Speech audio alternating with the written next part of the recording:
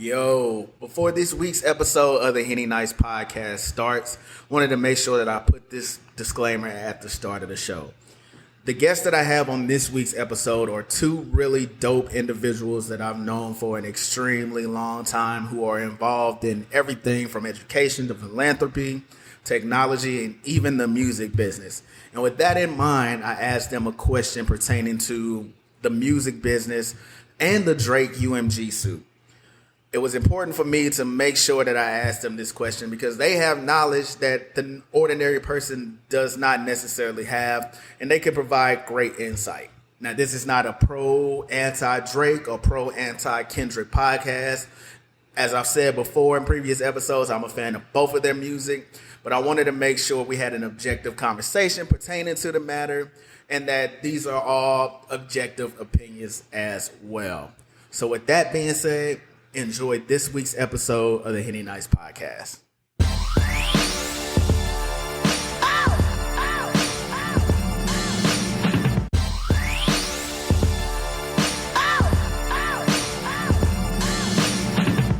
What's good, and welcome back to another episode of the Henny Nice podcast. As always, I'm your host, your brother Jay White. First things first, make sure wherever you're listening to this podcast right now, make sure you like and subscribe to the podcast. Tap in, like and subscribe to the podcast on every DSP that's out there, whether it's Spotify, whether it's Google Podcasts, Pandora, Apple Podcasts, SoundCloud, wherever you're tapped in or wherever you want to be tapped in. Make sure you like and subscribe to the podcast there. I appreciate the support. Next, for the Henny Nights merch, click the link tree in the show notes. That'll take you to the merch store. That'll take you to everything Henny Nights related. And that's where you're going to find your Henny Nights crew necks, your Henny Nights hoodies, your Henny Nights tee. All of that will be located there. So as always, you know, I appreciate the support. Now, I have some really, really dope guests on the podcast. They've been like family to me since day one. One of the people I've known since high school. The other I've known way over 10, 15 years now.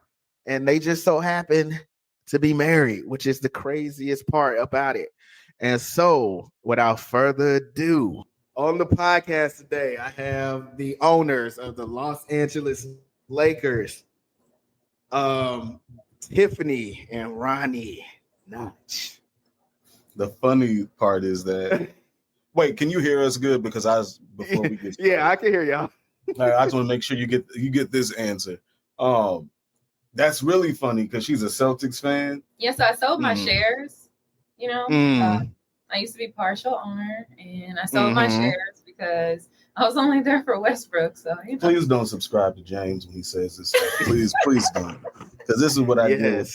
Every text message with something with the Los Angeles Lakers. I know it's funny. Yeah, private jets. All of a sudden, we on the West Coast. I'm on to y'all, man. I'm on to y'all. I know what's going on, man.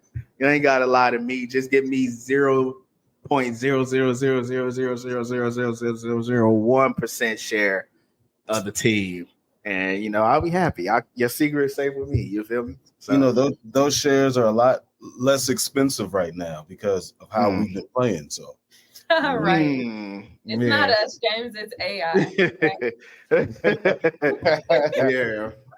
yeah. But I appreciate y'all. Well, for one, I thought it was just gonna be Ronnie and then Tiffany, which I guess I owe Tiffany this because you know she'll never let me live down the fact that you know we went to Survivor Series, you know, and then it just so happens to be the debut of Sting. You know, we are WWE fans on this part. You feel me? So she never ceases to let me live that down. So I guess this is fair for it to be hijacked in this manner, but no. It was what the 10-year anniversary this past Survivor Series? I know, and I always bring it up, like, only James. The whole show, she talked about it. I never thought you'd betray me like that. It's crazy. First of all, you know, So I'll give them the real story. So Muggs felt for me because I was going through a breakup at the time. You feel me? And so Tiff was like, you know what? Why don't you and James go? And like, 'cause I was still on the fence about getting a ticket. Actually, that's the real story. And then, I can't remember if we were living down the street from each other at this point or not. But no, not yet. Yeah, not yet. Right. I had to come meet you at the other crib in the county, and the rest is history. So Bryson was he was less than a year, so Tiff was still dealing with the mommy milk situation that he wasn't trying he wasn't trying to like depart from it at that point. No bottles, so got you. Up. Yeah. I lucked up, but like I was saying before y'all got on, I'm like these, y'all are family essentially. So, we shared a lot of moments. Like every March that Snapchat pops up of all of us chilling, watching March Madness, eating White Castle. Like what? A lot of upstairs? I guess so. Yeah, upstairs. Yeah. And then Bryson and Cole were there, and young kids at the time. You know what I'm saying? Hendrix wasn't even born yet then. Yeah, nah, not yet. Not yet. Yeah. You got to send me that. Oh, I got you. I sent it to Jamie. Like I think last year when it popped up, because like they were tiny, real tiny. But like I said, family. We've been it's real. through a lot of things, so it's always appreciated. So I guess it's fine that Tiffany hijacks the show. So I just like to say you're welcome. So there's that. Yes. Thank you for blessing us with your presence. Yes. But yeah, so I wanted to get Ronnie on, and now I got a bonus guest on to talk about, what you all have going as far as assembly. Last time I had Ronnie on, we were really like on the bubble of like not VR, but the meta space and things like that. He's the reason why I have this damn headset over here now. Nice. Yeah. Shortly after that, because you kept preaching it, I'm like, okay, man, let me go and grab one. So I have one. But what is going on in your world? What all are you working on? In addition to having three wonderful kids, man. Y'all living the dream. So. Man, this is first, thank you for all of that. Second, that's crazy about the picture with Bryson and Cole, because man, that's it's crazy. We were just talking about how like you blink and 10 years goes by, right? Mm-hmm. So that's what we're dealing with right now. With what's going on with us. So man, I don't even know when that last conversation was, but we started the VR journey like 2016, roughly. Yeah. Like around the time of Pokemon Go. Mm-hmm. Yeah. So we've been, fortunate to be able to soft launch some of our platforms and some of the processes and plans that we've had over the years. We simplified a lot. So with assembly being more so like our music and media, you would even say entertainment or lifestyle part, that sits under Breach now. We realized, man, and this may be something for entrepreneurs too, and just business owners overall. You don't have to keep reinventing your wheel. Like if you have something that works, like we put a lot of time, by any means jump in, but we put a lot of time and effort and energy into what was Notes for Life, which is now Breach. And then you get these ideas, as you keep furthering your business, and you get these ideas that say, hey, what if we could do this? Like we specialize. People ask us, what do we do?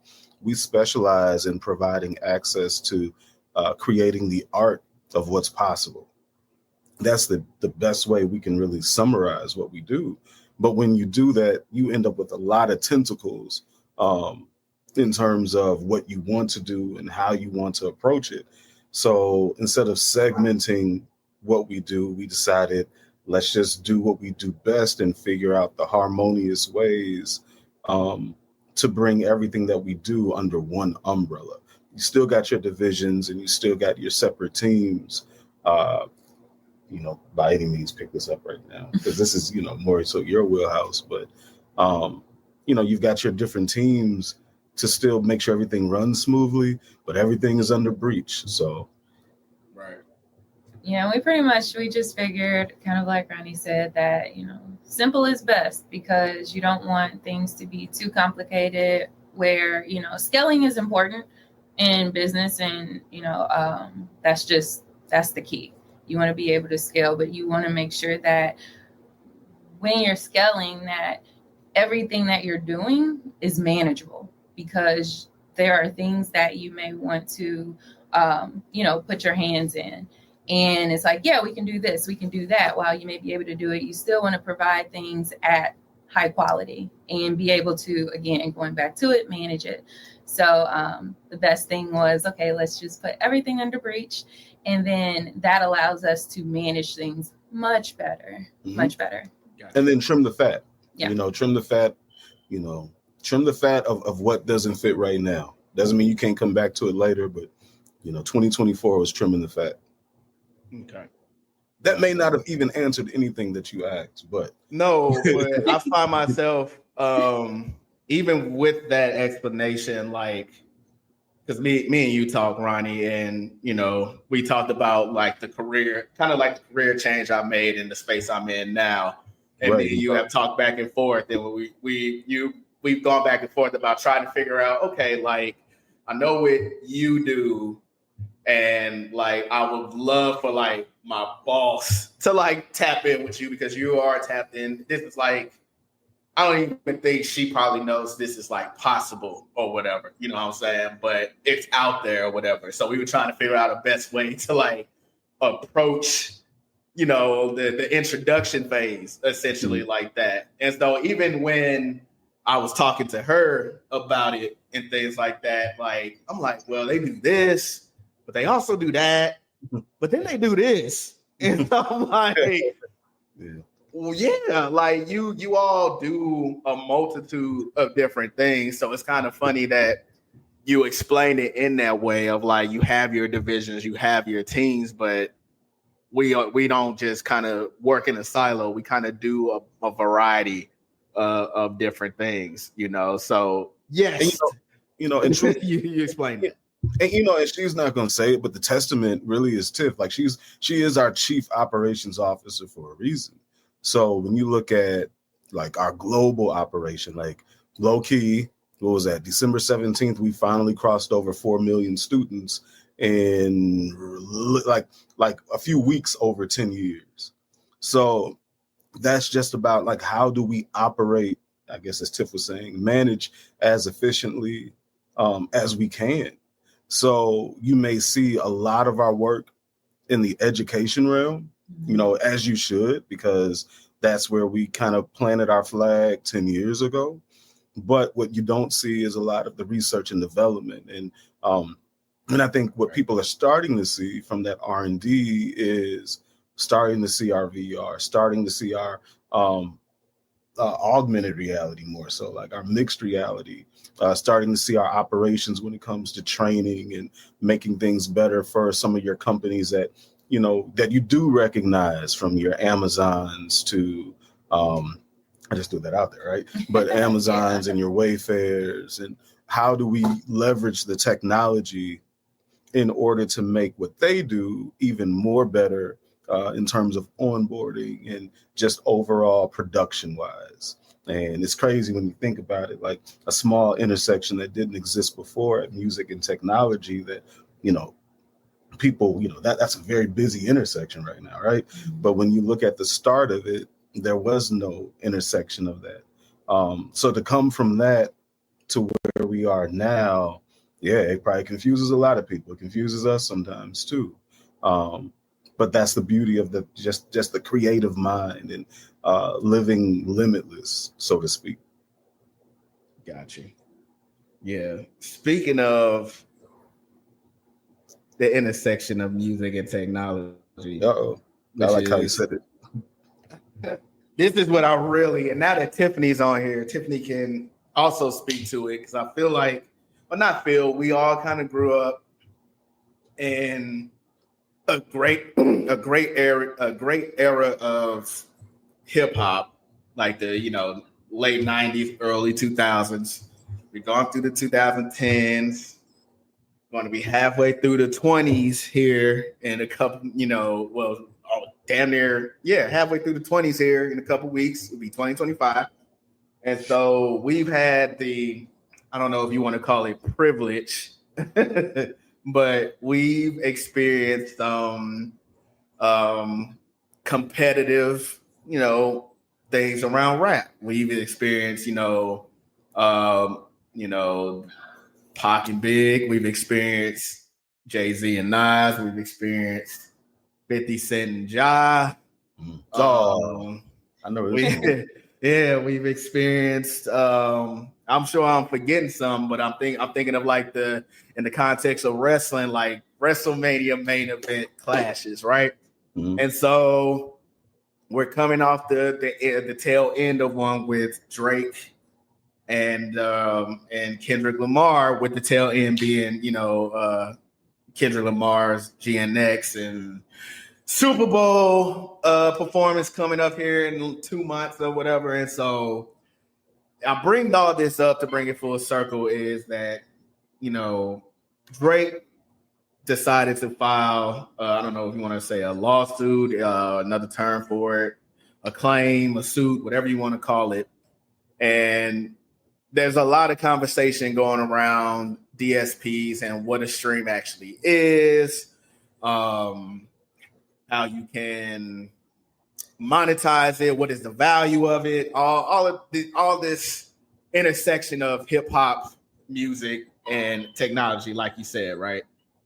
And so, from your perspective, I would love to hear both of your thoughts on the claim itself, not just the beef part, because we'll get to that later, but the claim itself, and your thoughts in regards to where I guess streaming is going or heading, or the complications that artists are going to run into, because you all have firsthand experience in kind of navigating this space. So I really would love to hear you guys' thoughts around this specific topic. You want to take this? I'll say something very quick, and I will allow you. Oh my God. To dive as deep as you like. I'll just say I think a lot of times people forget that music, the music industry as a whole, it's a business. So when you look at this claim that has been filed, and I'm not going to say that I read everything because I tried to mind my own business. But when you look at the claim and you just look at that action, it's said to be a business move. That's where it's like, okay, you can't really fault it, as far as the reason behind it. Whether or not emotions, were ultimately what fueled that action to take place, that's subjective. You don't really know. But music is a business, and there are business moves that are made that may not agree with morals and values that we hold personally. And I'll leave it at that. You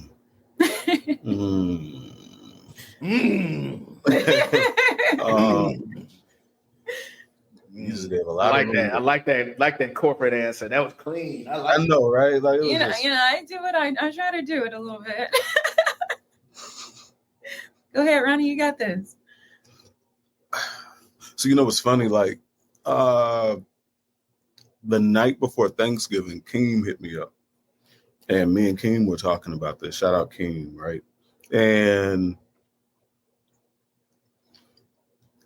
I mean, Tiff, like you buttoned it up, right? So it is a business, and I think many times, specifically in the genre of hip hop, we put.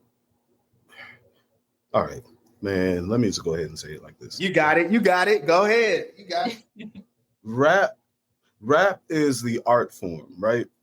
But hip hop is the culture. Mhm. And I think sometimes in the rap form, the battles, the songs, we often forget that we have transcended from just the art form to the business. And in the middle of that is the culture, right? So we've got hip hop as a culture many times dictating what we should or should not do when it comes to the art form, which we have over the years figured out a way to monetize that. And it is a global multi-billion-dollar business at this point. And if you really want to talk about the art form of rap and the culture of hip hop, it's probably closer to $1 trillion industry because of its ability to influence, especially when you look at marketing and just the overall shaping of how we operate as a global society. So that said, I think that when you look at Drake and when you look at how Drake operated in the early part of this, let's just call it battle, right? For lack of better words. But when you look at how Drake operated and navigated it, it was from a place of where he really thought that he had a chance to spar and win. Outside looking in, right? But as the months went on, I started looking at it differently.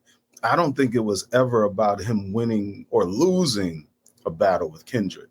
What I do think it was, however, it was an opportunity to be more like a Russell Westbrook and show and this is Russell Westbrook during his triple-double season. Like, I still got it. And my value is still my value because behind doors, he was engaging in the art form that is held up by the culture, but he was showing value on the business side and the monetization side. And as we learned that as the months went on, it's contract negotiations. He's showing his worth, showing his value. And what I don't think he was probably properly counseled on, or maybe he was, because, again, we don't really know. He probably didn't see the fact that the same, and this is funny, but the same technology that was leveraged for him in 2016, 2017, 2018, 2019, that same technology which was leveraged for him and for his benefit and his gain could be used for other people. Like, you can direct, the machine is the machine for a reason. No one artist owns the machine. There are artists who become the priority of the machine after a while. But when that time is up, that time is up. Like, I remember friends rushing to purchase Pontiacs. At the time, that was what it was. And then there are no more Pontiacs, right? And that's not me saying I'm comparing Drake to a Pontiac, but when your time is up in terms of being out front, your time is up being out front. And that may be tough for anybody to grasp onto or to even accept, especially when you've done the things that Drake has done in this industry, the way that he has transformed, and getting to your exact point, the way he has really set the bar in terms of rap and hip hop, what a stream is. Man, this is getting long-winded, but it all ties in. No, it's like you gotta be able to dissect it. You gotta be able to say, okay, well, these are all these pieces that a lot of people don't really understand how that works. So maybe it took someone at the level of Drake to engage in a battle, and this is kind of where I started. Maybe it took him to engage in a battle that wasn't really about winning or losing for the culture, but more so about, hey, look, this is our number one poster boy right now who can do this, to really expose it, to dismantle this, system that dictates how much we're actually worth. And if he did it for that reason and for that way, it's okay. I respect it. Now, maybe he didn't do it that way at all, and he just miscalculated every step he did, and he's paying for it.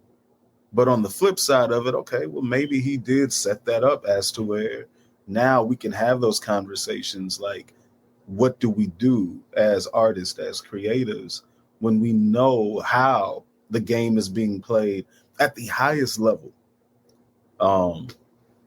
I again don't know if that even answered it. No, I just think that there's a lot of pieces of it that we don't know and we're not privy to, and everybody speculates. But I think there's more to it than just, Meet the Grams and Euphorias, and not like there's so much more than just the songs. Yeah. So as somebody that's not so well versed in the business aspect of it, on one half, it's like, as you spoke to it, it's like, yeah, we know or hear the horror stories about the music industry. And like, I remember vividly remember the Behind the Music episode with TLC, right? And Lisa Left Eye Lopez was specifically talking about points on the album and how TLC could go broke.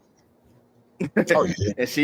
and she broke it down, and you realize how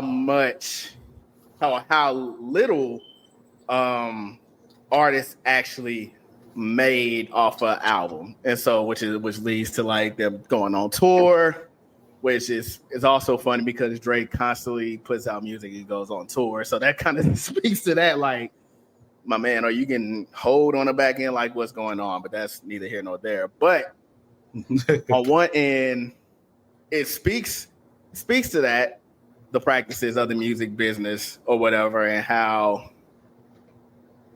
ruthless it can be, how draining it can be, and the facade that it can give to not just rappers and hip hop artists, but all artists in general, right? It's a well-oiled machine at this point. And so on that instance, yeah, okay, cool. Like you said, you can get behind that. Let's start putting value to all of these things, and let's actually, try. It probably never will be, but try to make it somewhat of a level playing field. The other side of me, the person that's here for the chaos side, feels like how convenient, like right. that like you rarely see somebody on top get their ass whooped. Like the last time we seen that was Ja Rule. Ja Rule's on top of the world. Like, he a punchline now, but when you go back and actually look at it, he was at the top. Ja was Drake, right? Exactly. Ja was the man. You couldn't go anywhere. I wasn't old enough to get in the club at the time, but like on radio, he was on every song. He was on. He was singing the chorus. It was his song. It didn't matter. He was everywhere, and he was writing. You know what I mean? Like, that's the other part of it. Right, writing for fake pop stars and all this other stuff. He was doing it. They were doing it. A well-oiled machine, and then 50 Cent comes along and single-handedly, dismantles this man's, whole ecosystem, for lack of a better word. So, but see, even that, and that's the point I was making. It was never 50 Cent and Ja Rule. What it was Interscope versus the possibility of Irv Gotti and Chris Gotti and Suge Knight and maybe even Jay Prince and maybe Tony Draper from Suave House coming to, and maybe Master P. You keep inserting names, right? Forming their own distribution company. And the way that you eliminate a threat is you put it in terms of entertainment in front of people, right? Like, you make them think, oh, okay, well, this is just a hip hop battle. But if you tear down the vehicle that they're using to get to this promised land, quote unquote, that's all you got to do. You know what I mean? Like, you don't have to kill them. All you got to do is tear down the house that was built. You know what I mean? And tear and make sure that it cannot make any money, and you lower its value. And that's what I think happened with Drake. Like, the value's been lowered, so you can't negotiate $700 million no more. The value was dropped when it came to Ja Rule and Irv Gotti and Murder Inc. So you can't, there was no distribution company needed, anymore. But could you imagine back then them selling CDs for $13.99 a piece and making $10 on $10 on every $13.99? You know what I mean? Like, I think sometimes we just look at it again. The culture prevents us from looking at it in terms of how we have monetized the art form and the business. And it's, two separate things. It's really three separate things at this point. And sometimes when you get to that level of success, you don't realize when it's time to get out. And you don't look at it as, look at how much I've made in 15 years. If you told me that I've made $400 million in 15 years, I'm probably going to be good with that. I'm not, Jimmy in a wheelchair anymore. I got fans everywhere. And my music is going to take care of my children and their children, because if I sign those publishing contracts right, I'm good. That wasn't good enough at this moment. And that's where your ego and the culture pops in. Nobody wants to be the old man in the room, and nobody wants to be the old man that gets asked to leave or has to come off the bench, i.e. I'm going back to the Westbrook part. Like, I know I got to keep going, Tiff. You'll be all right. Or we could talk about LeBron. I don't care. I'm a Lakers fan. I'm not a LeBron, but I mean, but the truth, but that's the thing. I think Drake was more so Franklin Saint, and he forgot who really ran it. So, and forgive me for being so jaded, man. It's never just, no, you good. Like but truth, it's never just rap beef. Like, the business is worth too much money for it to ever just be a beef. Like, we forget that this time last year, Drake was suing labels and issuing strike downs on AI Drake that was putting out songs that was just as good. And people just looked at it as a rare occurrence. They don't even realize that the labels are probably putting the machine behind this AI at a very small amount to show Drake, like, look, like, we can replace you. Man, I just watched a video today of Hulk Hogan and Vince McMahon on WWE, where Vince was telling Hogan, like, anybody could have been Hulk Hogan. And Hulk was like, man, you're mad because I helped this company become what it is. That's really, that's Drake and Nameless right now. That's what that is. Like, you got these, you might have a valid claim, but this ain't, you don't own the deed to this house. Just like you don't own the keys to that machine. And I think that's a good point. Like, ownership is so important. And a lot of these industries, because it isn't just music, but a lot of the industries, they prey on people that are green, that don't know what they're doing, because ultimately, if I can take advantage of you, that means I'm going to come out much more profitable than you are. However, I'm not the one that has to do the lead work. I'm not the one with boots on the ground. So you run into that a lot. Specific to Drake, there is something where it's like, okay, when you get to a certain altitude, you kind of forget, like, you're human. You breathe the same oxygen, And I think about a lot of the people that climb Everest. Some of them don't know when to call it quits, and they die on that mountain. Some of them make it to the top, and then they don't make it down because they forget, like, you are not stronger. You don't have the muscle. You're not in control.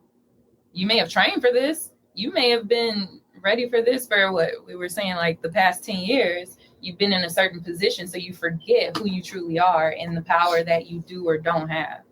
And I think that we're seeing this in real time, and it sucks because you're seeing like, and I don't want to group him in as like, the greats, but that's subjective, but it sucks that we're in an era where we're seeing a lot of the greats fall because they don't know when to throw in the towel. They don't know when to just stop. Mm-hmm. And that's across the line when it comes to professionals, music, sports, a lot of it. Yep. 100% agree with that one. I definitely wanted to specifically for sure in terms of, like I said, technology and music and just the streaming aspect. I felt like you all could really speak to that because, like I said, you all are in that for sure. Like in that, especially in forms of technology, like especially with the meta stuff, like at the forefront of that stuff, and it's all connected and it's at some point a part of the machine, but I definitely wanted to get your feedback, not necessarily just on like the beef stuff, because I feel like that's surface level, you know what I'm saying? But the actual claim or lawsuit, whatever he wants to call it, behind it and stuff like that, I'm like, okay. That was the question, Ronnie, when I said I got something I wanted to ask you. I mean, I'm glad you didn't tell me in advance, though. Yeah. So, but moving on to WWE, is there a method? And Tiffany is married to you and lives with you. Uh-oh. Is she privy to the wild ass freaking takes that you be having, bro? That you put in the group chat? Is she privy to that? Because sometimes I got better at just not responding and letting you have it now because it is the most WWE Universe 2K storyline sandbox from point A to point B takes I have ever heard. And I'll give you credit. You stood specifically by, I know probably listeners are probably dropping like WWE, what the fuck? You stood by the Daniel Bryan shit for a solid 2 years. So I will give you it was at least a solid 2 years. I will give you credit on that one. But bruh, some of the takes are so wild. And I have to know, do you run these by Tiff, or is this just something that you have on the notes app in your phone that you just drop into the group chat like a nuke and just run and hide, bro? Hold on, no, I'm about to cut you off really quick. Wait. I need some clarity. So Ronnie's in the group chat. He's the one wreaking havoc? Bruh. No. And see, wait, because James ain't gonna say it. Look, I get a different story. No, James ain't gonna say it. No, I'm gonna keep it a bean. When it comes to anything AEW related, it's usually someone Sleep else and Boogie that go back and forth with that. And Ronnie would throw in his digs every once in a while, like calling them broke boys and shit like that. But not calling Sleep and Boogie broke boys, but calling AEW broke boys all day long. Yeah, but calling them broke boys or whatever. He'll get his digs in here and there. But when it comes to the WWE, I swear for God, he has the most, I won't even say egregious, but the wildest takes of like where storylines are going to go. And I'll just be like, what? Listen, remember that thing I told you we specialize in creating the art of what's possible? Yes. I operate that's what that is? Okay. I operate my everyday in the art of what's possible. I didn't say the art of what is, but I did say the art of what's possible. Now, to that point, I will say this. there were a few times on big items, i.e. CM Punk. I don't remember the Daniel Bryan thing. I just remember I was right. Oh my gosh. But because of this, it was just the Daniel Bryan thing was just them about them not releasing him, like him eventually coming back to wrestle or whatever. Oh, yeah. And yeah. So that's what that was. Yeah. I got you. But like since we've had the Discord, I think that there are some other people who probably align with me too, or it could be edibles. I don't know. but I think that there are people that align with me more now than, let's say, a James or a Fan Troy or Aaron don't count. He comments on everything, and Aaron don't disagree with nobody. But but yeah, I mean, I just look at it like, look, these are all predetermined finishes, right? For sure. Right. This is the one sector where we could have fun. We do a lot of serious stuff. Oh yeah, you be having some fun. But here's the other part. I don't be wrong all the time. And I don't be wrong. My calculations may be off sometimes because I'm doing a different type of mathematics than other people. He doing Steiner math, nigga. That's what's going on. You know, I'm doing Steiner math sometimes. But the overall big picture is the overall big picture. I still think we get Cody as a heel. I still think Rock and Cody team up. You know, look at Tiff. Tiff saying, she agreed. There was a difference. Yeah. I still think we get Tiff is drinking the Kool-Aid too. Fuck. I mean, I've been ready for like heel Cody. I don't know, like okay. It's like, okay, yay. Mr. Cody. Yeah, I mean, you know. And again, a lot of reason for that is like I look at the business. Remember this before it happened. I was the only person that kept saying, I mean, they ate me alive on this one, but I kept saying that Sasha Mercedes should not go to AEW. Not because it's not. Oh yeah, that was a very heated conversation for sure. But not because it wasn't good for her, but because it was not good for the business. The business being specifically AEW. You don't give somebody who is not a multi-million-dollar draw that much money, because the people who have been loyal to you are going to look at you like, she gets that much and our ratings aren't any better. In fact, our ratings are worse. So to be able to see that before she ever put ink to paper, you know what I mean? That's just looking at the business of it. Like, you got to look at the business and say, this doesn't make sense. Because if she was that much of a draw, there's no way WWE would let her walk. The same way as if Ricochet was so much of a draw, WWE does not let him walk. I don't know where the Ricochet shit was coming from. Like, that wouldn't even work. Now the Sasha Mercedes Moné shit, yeah, because I do feel in terms of accolades, you line her up with the other women superstars that got cashed out by WWE, like Charlotte and Becky. I do think whatever it should have been around their ballpark. Now I'm not entirely sure what she got from AEW, and so we might have been like arguing like two different things. She got like $5 million a year. Yeah. So I don't know what Charlotte and Becky got. So three or four. You know. So I would say yes. Give her around that for somebody that has main evented a night of WrestleMania, and kind of continue to get shafted in terms of like the women's tag team championships, which we know now that shit is just poison, right? So getting stuck with that titles or getting stuck in that division, so that's a whole different topic. But I did think she should have got around what they got.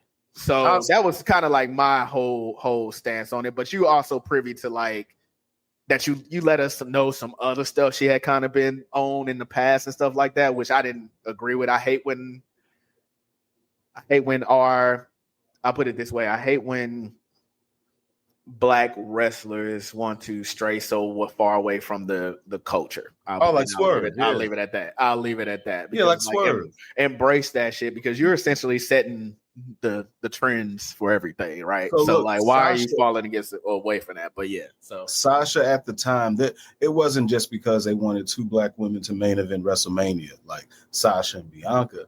They were putting them up against each other to see which one they need to bet the house on. And when you look at the overall picture of Bianca and you look at the overall picture of Sasha, it's a no-brainer. You got to go with Bianca all day long. She's got less miles on her body. No, for sure. Bianca was next. For sure. You know what I mean? Right. And sometimes this is that thing. People forget the same machine that made you is the same one that can make people forget you exist. Sasha is dancing in high school gyms at this point. You know what I mean? Like it just, in my opinion, people forget. Like, that's, oh my God. Here's my issue with everything. My issue with everything is this. When you have talent, that's an incredible thing to have, because a lot of people just don't have talent in some of these highly recognized areas. And that's fine, because you need fans to make everything work. You need people that admire and are inspired and appreciate the greatness that other people do. But sometimes the people who do have talent forget that they have also been elevated and that they have been, I would say, given a boost or like an adrenaline shot to be even better than they are. And at least the perception is that they are, or at least the perception is that they're greater than they actually are. And when you have that situation happen, you sometimes forget, I know I'm great, I'm really good, but am I as great as I am being depicted to be? And that deals with a real sense of taking, inventory on self and accountability. Like, you're great. Are you as great as they have built you up to be? And we forget that. And then we go into conversations and negotiations with that mentality. And we forget, like, oh, wait a minute, they did build me up some. So that $5 million I'm asking for, maybe I'm really worth 2.3, because they did build me up. People do like me, but they did build me up. What would I be without the machine? Well, we're seeing that right now with Sasha and Drake. My bad. I mean, no, you good. I do think she's worth the 3. You know what I'm saying? But all day long. Yeah, I think she's worth the 3. And they just didn't want to give it to her, which, I mean, it happened. And she went and got 5, and you deal with what comes with the 5. So, but here's the thing: she's not worth it anymore. She's not worth it anymore. If she was worth the 3 before she left out the door, and then she went to some place who basically said, I'm gonna give you 15 million for 3 years or something like that, or however much I'm gonna give you. I heard somewhere it was 30 million, which is crazy. 10 million a year for Sasha, but good for her. Go get your money. I'm not gonna ever say don't get your money. I'm just gonna say let's look at the long-term picture of it. Like, it does not make sense if you want to be part of a successful business and you're talking about elevating the industry and, no, just be real. You're going to get your money. You're going to get your money, and you found some place that will pay you. If I went right now and put my old Air Force Ones on Facebook Marketplace for $500, 99% of people are going to look at me like I'm crazy. But I might find that one idiot that's going to pay me $500 for some old shoes. Like, I might find one person that'll do it. Sasha found her one idiot, and I think that's okay. Like, she found her one. Yeah.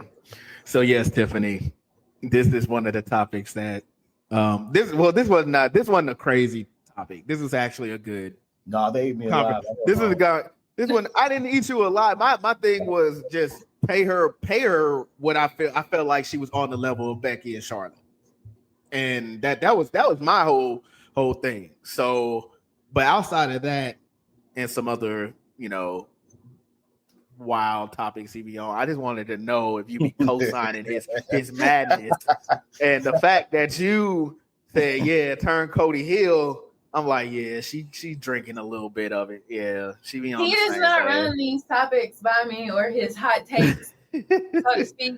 I am just learning of this, so no. We'll have to like. And I've been wanting individuals.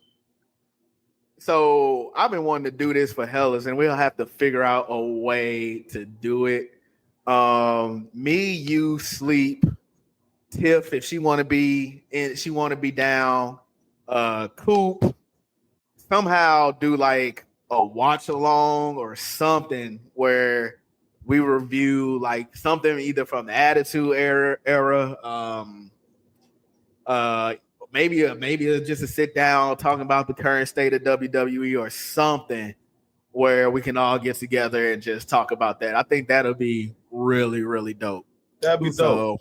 That would be dope. I don't know if we live streaming on like Twitch or something. Like, I don't know. Maybe we are in the metaverse. You know what I'm saying? I don't know how we would do it, but I would really like to do that with y'all at some point because I think it'll be hella interesting. So it'd be even better if we did it in VR. Put VR headset on, watch the match, sit ringside, and watch all those old matches. Right. Like a everybody select like their favorite match or some obscure match, some hidden gem that just does it for them. I think that'll be dope. So we'll have to figure that out. Put it together. we all. Yeah, I think that would be good. We're here for it. And put Boogie in that because I know he would do. Oh yeah, for sure, Boogie. I didn't get a chance to speak to Boogie or Jamie at the gala. They were both busy that night. So, but yeah, that'll be dope. So, all right, man. So James asked about Drake and Kendrick on this podcast. But I asked in the sense of music and technology, though. See, I answered the question properly because she answered it like the chief officer that she is. You know what I'm saying? So it was very diplomatic, and she jumped right out of that. So, but I knew you. I know you, Ronnie. I know. Ronnie's gonna take the bait. Right. I knew you were gonna have something to say. There was just no way to not answer that. It was just like literally, and you know what? To be really fair, we have friends that are right there in the middle of that, like literally right there in the middle of it. And I don't know how they navigate it because it is a trickier situation. However, I did want to say this. We talked about the value of a stream. That is the number one reason as to why we've been working so hard with music and VR. And that's why that's the number one reason because we look at it as an opportunity. And this is our Devil Stage team, right? That works with Assembly. Mm-hmm. But it's an opportunity for us. It's an opportunity for us to be constructively disruptive. And by that, it's bringing back, like, our whole thing is how do you bring back the feeling of ownership when it comes to all things, right? But when it comes to music, you remember how it felt to go to Street Side or Sound Revolution or whatever insert CD store what you went to buy a CD. Like, there was something about even how you took the wrapper off the CD. You wanted me. I was the one. I would save that sticker barcode, and I put it in the inside of the CD, case because I just appreciated what I was spending my money on, and the return on investment was not just the music; it was the physical product. We lose physical product and wonder why the quality of music is what it is. We lose physical product. And we, are sitting here like, oh, I don't know what's going on because we're not feeling nothing no more. Like we don't have anything to put into our hands to own. So when you look at a space like VR, or you look at a space like augmented reality, or you look at some of these decentralized avenues, it allows us to be able to say, okay, let's just go all the way in and change how music is consumed, by people who are fans of music. And that doesn't always look like the United States. A lot of the stuff we're doing in Tokyo, like the stuff we do in Tokyo, I don't even know if people over here, the majority, a healthy amount of people would understand what it is that we do. But that's okay, because that market isn't here yet. It may never be here, but we sure as hell appreciate Tokyo. You know what I mean? Absolutely. Like, so it's those kind of things. Like, we are creating the platform where you have both a combination of an artist that's brave and an artist that provides quality content. And I know quality is subjective, but we got to set a bar somewhere, right?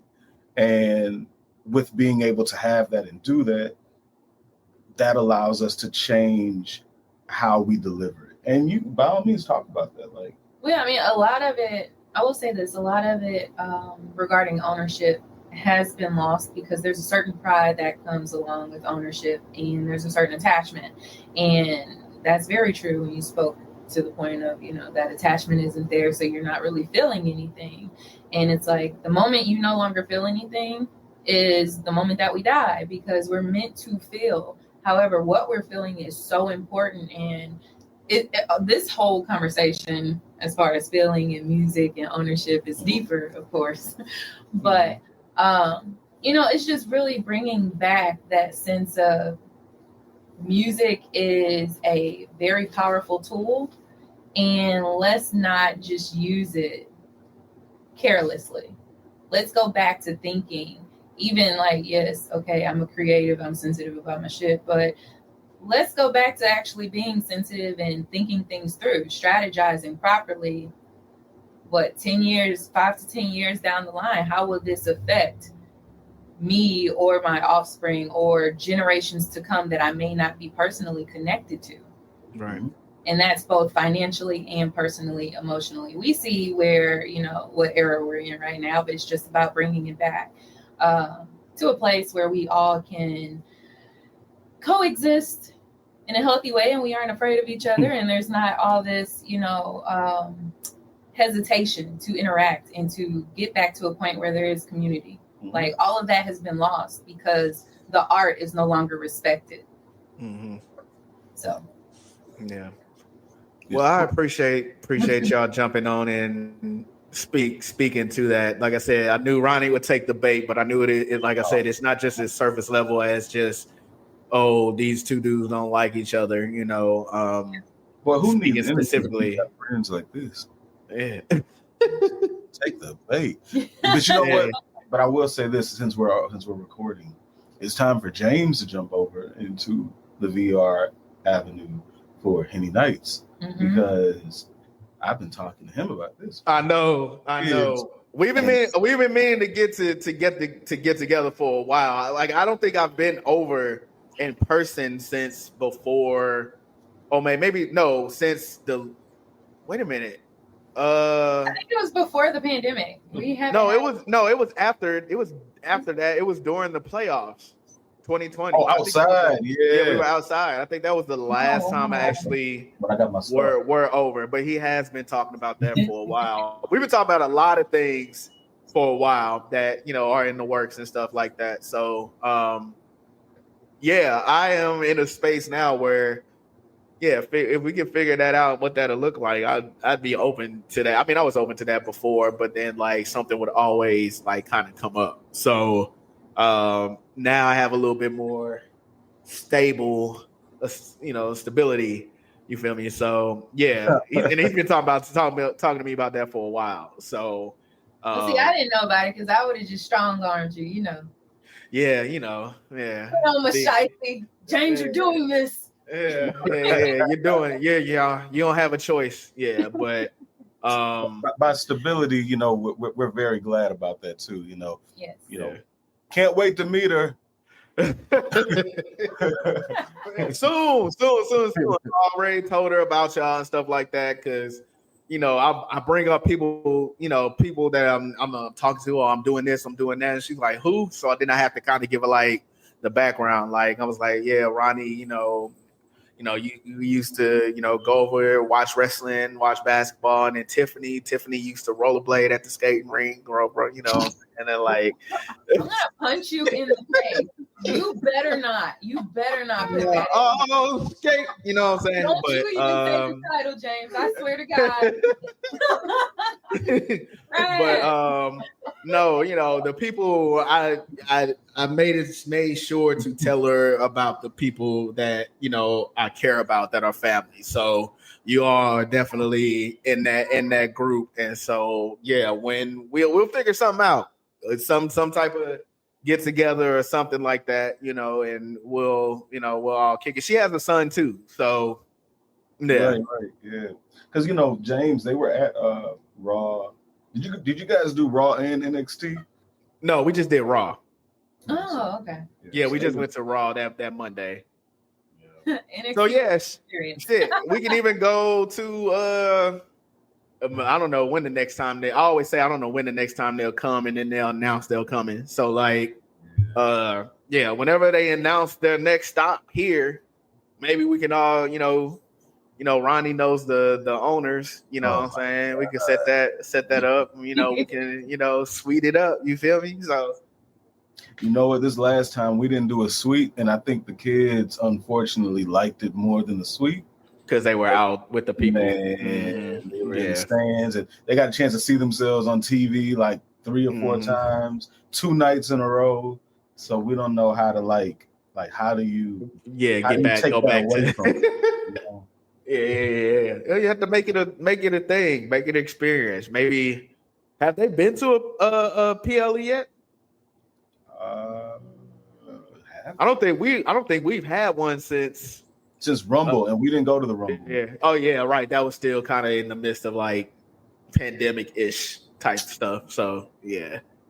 I mean, people say it was the worst one of the worst Rumbles. So you might have done them a favor, maybe. Who knows? So that's that was Ronda Rousey, wasn't it? Yeah. That was Lesnar and Rousey that won that year. Yeah. So that was Roman versus Seth, and Bobby versus Brock and all that stuff. Yeah. See, it was a weird time. So, but go ahead and let them know where they can find out more about Breach and Assembly, and if they want to actually, contact you and get in touch with you. Always the website, thisisbreach.com. We're looking, I will say this, we're looking to do more stuff in St. Louis. Always. So if you have an opportunity for anything that, needs maybe a revisioning of education or just activations, I mean, this also battle house, right? So anything like that, just let us know. The socials are all This Is Breach. I believe This Is Breach. So, or, I don't know, yeah, let me just leave it at that. I'm not going to say no. We used to be much more open. That's it. Yeah, that's it. But I appreciate y'all for jumping on. Like I said, Tiffany, came and hijacked, It's my thing. So that's her thing. So I appreciate it. But yeah, I appreciate y'all for jumping on. Until the next time, we'll talk to y'all later. Peace. All right, peace.